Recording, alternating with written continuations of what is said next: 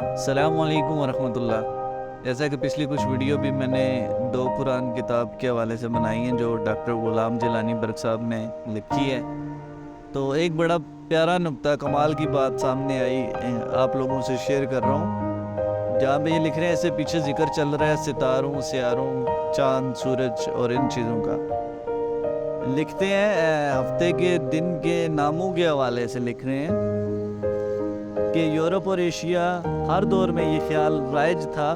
اور ہے کہ ہفتہ کے ہر دن ایک خاص سیارے کا اثر اور حکومت ہوتی ہے۔ مطلب ایک یہ توہم پرستی ان لوگوں میں ہے۔ اس خیال سے ان لوگوں نے بعض دنوں کو خوشی کا دن اور بعض کو منحوس قرار دیا اور ان دنوں کے نام بھی ستاروں کے نام پر رکھے، مثلا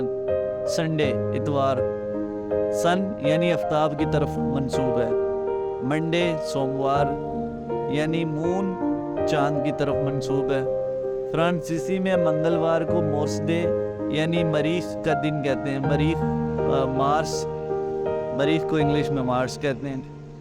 اصل لفظ فرانسیسی زبان میں مارڈک ہے۔ اسی طرح فرانسیسی زبان میں بدھ کو